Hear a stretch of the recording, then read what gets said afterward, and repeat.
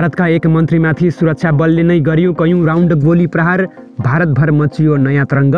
भारतको लखनऊबाट उडेको एयर एसियाको विमानमा अकस्मात चरा ठोकियो। के छ त विमानको अवस्था? यसबारेको समाचार। प्यालेस्टाइन र इजरायल बीच तनाव चर्किरहँदा चीन बोल्यो प्यालेस्टाइन स्वतन्त्रताको पक्षमा। विश्वभर भयो खैलाबैला। बेलायतले भारतलाई गर्यो अकस सङ्गठनमा आबद्ध हुन प्रस्ताव। चीनको दबावमा रहेको भारतले अब के गर्ला त? यसबारेको जानकारी। इरानको युरेनियम प्रशोधन केन्द्रमा भयो भयानक विस्फोट। मानवीय क्षति कति भयो त? यसबारेको जानकारी। नेपालमा अझै धेरै लगानी बढाउन चाहेको चीनको दाबी। नेपाल र चीनबीच देखिएका केही समस्या चाँडो हल गर्न चीनलाई नेपालको आग्रह। भारतको अयोध्यामा लगिन लागेको काली गण्डकीको शिला जनकपुर पुर्याइयो। केही दिनमै अयोध्या लग्ने तयारी। युक्रेनले रुससँगको युद्ध जित्न नसक्ने अमेरिकाले निकाल्यो अन्तिम निष्कर्ष। सैन्य कारबाही गरेर युक्रेनको गुमेको भूमि फिर्ता गर्न नसक्ने ब्लिङ्केनको दाबी। र सत्ता समीकरणमा फेरबदल ल्याउने उद्देश्यले नै रविमाथि यस्तो हरकत गरिएको एमाले महासचिव शङ्कर पोखरेलको आरोप। रवि लामिछानेले प्राप्त गरे काठमाडौँ प्रशासनबाट नयाँ नागरिकता। नमस्कार। ग्रेटर नेपाल टिभीले तयार पारेको अन्तर्राष्ट्रिय न्युजहरूको सङ्गालो ग्रेटर न्युजबाट यहाँलाई विवश बुढाथोकीको हार्दिक स्वागत छ। अब ग्रेटर न्युज विस्तारमा। भारतको उडिसा राज्यका स्वास्थ्य मन्त्री नाभा दासलाई ब्रिजराजनगरमा एक प्रहरीले आइतबार गोली चलाएर घाइते बनाएका छन्। गम्भीर अवस्थामा रहेका दासलाई अस्पतालमा भर्ना गरिएको छ। एउटा कार्यक्रममा सहभागी हुन गएका मन्त्री दास गाडीबाट झरे लगत्तै 5 राउन्ड गोली प्रहार गरिएको थियो। गोली हान्ने व्यक्ति असै गोपाल दास भएको बताइएको छ। उनले किन गोली चलाएका हुन् भन्ने स्पष्ट भएको छैन। घटनापछि दासको पार्टी बिजु जनता दलका कार्यकर्ता धरनामा बसेका छन्। मन्त्री दासलाई निकै नजिकबाट गोली प्रहार गरिएकाले यो सुनियोजित आक्रमण भएको बताइएको छ। यस घटनाले मन्त्रीको सुरक्षा उपायमा पनि गम्भीर प्रश्न उठाएको छ। भारतको लखनऊबाट कोलकाता उडिएको एयर एसियाको विमानमा चरा ठोकिएको छ। लगत्तै विमान इमर्जेन्सी अवतरण गरिएको भारतीय मिडियामा समाचार रहेको छ। विमान उड्ने बित्तिकै घटना घटेको हो। चरा ठोकिए पनि विमान दुर्घटना हुनबाट जोगिएको छ। अहिले यात्रुलाई अर्को उडानबाट पठाउने तयारी भइरहेको छ। भारतमा यसअघि यस्तै प्रकृतिको घटना 15 अक्टोबर 2022मा घटेको थियो। आकाश एयरलाइन्सको बोइङ विमानमा चरा ठोकिएपछि मुम्बई एयरपोर्टमा आकस्मिक अवतरण गरिएको थियो। मुम्बईबाट बेङ्गलोर जाँदै गरेको विमानको क्याबिनमा आगोको गन्ध आएपछि विमानलाई मुम्बई एयरपोर्टमा आकस्मिक अवतरण गराइएको थियो। प्यालेस्टाइन र इजरायल बीच पछिल्लो समय बढेको तनावलाई चीनले नजिकबाट नियालिरहेको जनाएको छ। गत जनवरी 26मा इजरायली सेना र प्यालेस्टाइनी बीच पश्चिमी किनारको सहर जेनिनमा झडप हुँदा 10 जना बढी प्यालेस्टाइनीको मृत्यु भएको थियो। त्यस्तै जनवरी 17मा पूर्वी जेरुसलमको एक धार्मिक स्थलमा भएको आतंकवादी आक्रमणमा सर्वसाधारणको मृत्यु भएको थियो। चीनले प्यालेस्टाइन इजरायल द्वन्द्वका कारण भएको नागरिक हताहतीप्रति अत्यन्त दुःख प्रकट गरेको छ। हामी नागरिकहरूलाई लक्षित गरी गरिएका सबै आतंकवादी आक्रमणहरूको भत्सना गर्दछौँ र अत्यधिक बल प्रयोगको विरोध गर्दछौँ। यसको प्रमुख प्राथमिकता भनेको स्थितिलाई कम गर्न सक्दो प्रयास गर्नु र सबै पक्षहरू विशेष गरी इजरायललाई स्थितिलाई नियन्त्रण बाहिर जानबाट रोक्नका लागि शान्ति र संयम देखाउन आह्वान गर्दछौँ। चिनिया विदेश मन्त्रालयले आइतबार वक्तव्य जारी गर्दै बताएको छ। चीनले प्यालेस्टाइन इजरायल द्वन्द्व दुई राज्य बीचको समस्याको समाधान नहुँदा दोहोरिँदै आएको बताएको छ। प्यालेस्टाइनी जनता लामो समयदेखि स्वतन्त्र राज्य स्थापना गर्ने उनीहरूको वैध आकाङ्क्षाबाट वञ्चित रहेका छन्। चीनले भनेको छ अन्तर्राष्ट्रिय समुदायले तत्काल बलियो भावनाका साथ काम गर्न र प्यालेस्टाइन र इजरायल बीच वार्ता पुनः सुरु गर्नका लागि वातावरण सृजना गर्न आवश्यक रहेको छ। प्यालेस्टाइनी पक्षको व्यापक न्यायोचित र स्थायी समाधानका लागि चीनले पहल जारी राख्ने वक्तव्यमा भनिएको छ। बेलायतले अमेरिका र अस्ट्रेलियासँग गरेको अकस सम्झौतालाई नेटो जस्तै विस्तार गर्न चाहेको छ। हिन्द प्रशान्त क्षेत्रको सुरक्षा सुनिश्चित गर्नका लागि यस सङ्गठनलाई विस्तार गर्नुपर्ने बेलायतको सोच हो। त्यसक्रममा उसले भारत र जापानलाई पनि यसमा जोड्न खोजिरहेको छ। बेलायतको रक्षा समितिले अकसमा भारत र जापानलाई जोड्न प्रस्ताव गरेको हो। तर भारत यसमा जोडिने विषयमा शङ्का छ। अकस सम्झौतापछि अस्ट्रेलियाले फ्रान्ससँगको पनडुब्बी सम्झौता रद्द गरेको थियो। त्यसले फ्रान्सलाई आक्रोशित बनाएको थियो। फ्रान्स र भारतबीच सुमधुर सम्झौता भएकाले भारत अकस्मा जोडिन हिचकिचाउने सम्भावना रहेको छ। भारतलाई फ्रान्सले विभिन्न सैन्य उपकरणहरू उपलब्ध गराइरहेको छ। त्यसैले विशेषज्ञहरू अकसका लागि भारतले फ्रान्सलाई असन्तुष्ट नबनाउने बताइरहेका छन्। त्यसमाथि भारत क्वाडको सदस्य छँदैछ। त्यसमा जापान, अस्ट्रेलिया र अमेरिका पनि रहेका छन्। हिन्द प्रशान्त क्षेत्रलाई नै विचार गरेर उक्त समूह बनाइएको हो। त्यसैले त्यही क्षेत्र हेर्ने अकस्मा भारत जोडिने विषयमा विशेषज्ञहरूले शङ्का व्यक्त गरेका छन्। इरानको युरेनियम प्रशोधन केन्द्र नजिकै विस्फोट भएको छ। मध्य इरानको इन्फाहान शहरमा रहेको सेनाको बेसमा ठूलो विस्फोट भएको खबर रहेको छ। इरानको सरकारी सञ्चार माध्यम RRIB र सरकारी समाचार एजेन्सी ERNA ले आइतबार रक्षा मन्त्रालयको हतियार निर्माण केन्द्रमा विस्फोट भएको जनाएको छ। तर केही समयपछि रक्षा मन्त्रालयले माइक्रो ड्रोन मार्फत विस्फोट गराएको र असफल हमला भएको बताएको छ। विस्फोटमा अहिलेसम्म कुनै मानवीय क्षति नभएको एक सुरक्षा अधिकारीले बताएका छन्। विस्फोटको भिडियो सामाजिक सञ्जालमा सेयर भइरहेको छ। यसमा व्यस्त सडकको छेउमा बनाइएको यो लुकाउने ठाउँमा अचानक ठूलो आवाजको साथ आगोको गोला देखिन्छ।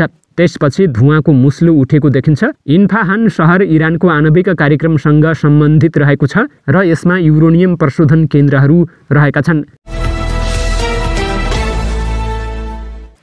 उपप्रधान तथा भौतिक पूर्वाधार तथा यातायात मन्त्री नारायण काजी श्रेष्ठसँग नेपालका लागि चिनिया राजदूत चेन सोङले शिष्टाचार भेटवार्ता गरेका छन्।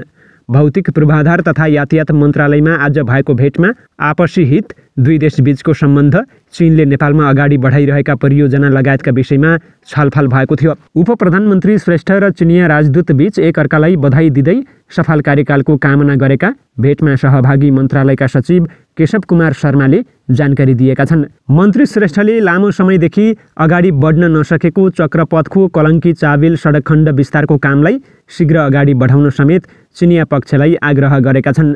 चिनिया पक्षले आयोजना स्थलमा केही अवरोध रहेकाले त्यसलाई तत्काल हटाइदिन उपप्रधानमन्त्री श्रेष्ठलाई आग्रह गरेको थियो।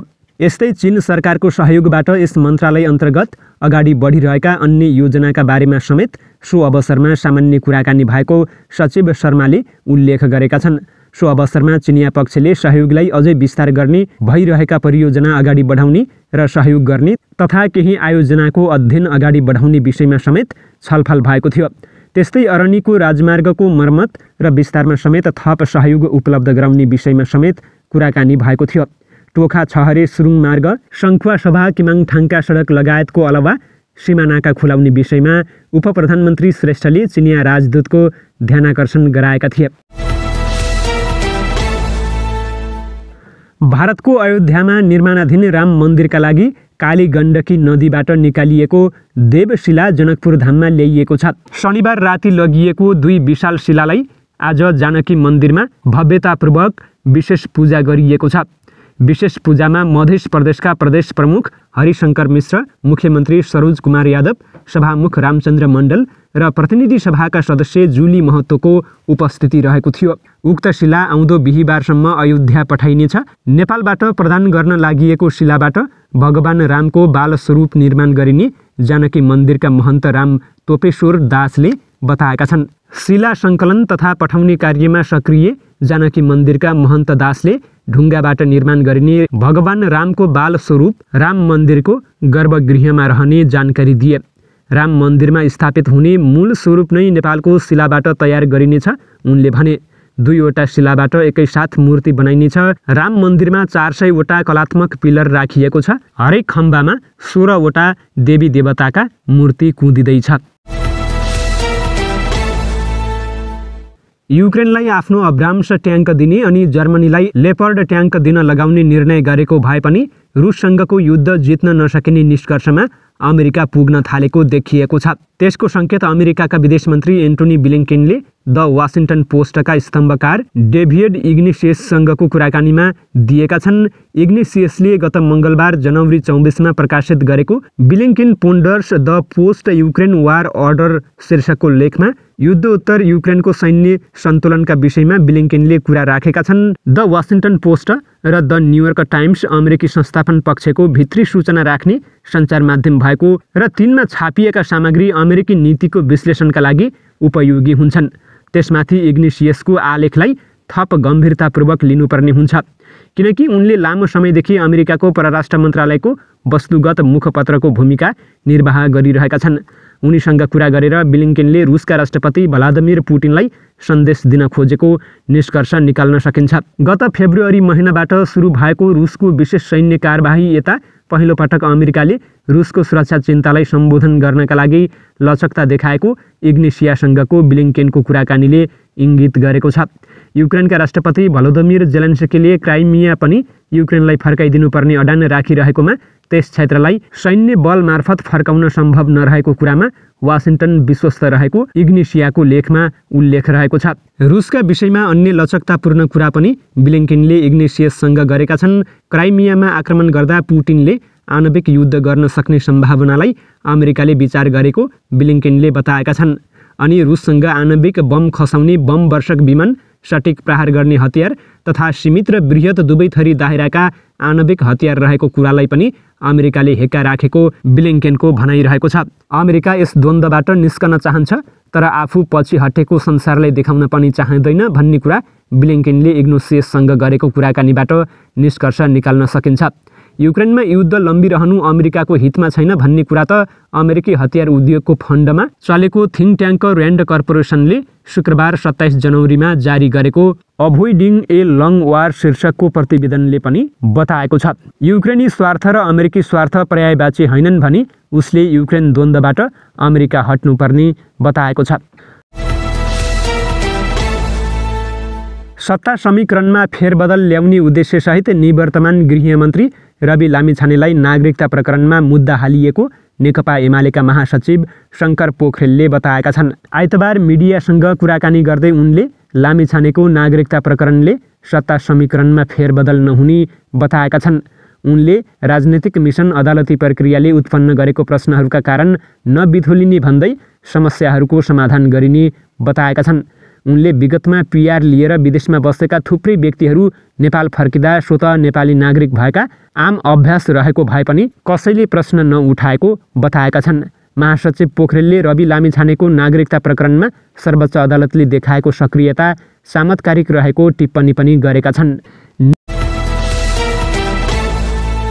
निवर्तमान उपप्रधान तथा गृहमन्त्री रवि लामिछानेको नेपाली नागरिकता पुनः कायम भएको छ। लामिछाने आज नागरिकता पुनः कायमको प्रक्रियाका लागि जिल्ला प्रशासन कार्यालय काठमाडौँ गएका थिए। लामिछानेको पुनः नेपाली नागरिकता कायम गरिएको जिल्ला प्रशासन कार्यालय काठमाडौँका नागरिक शाखाका प्रमुख समेत रहेका सहायक प्रमुख जिल्ला अधिकारी रविन्द्र प्रसाद आचार्यले जानकारी दिएका छन्। उनको वंशजकै नागरिकता पुनः कायम भएको छ।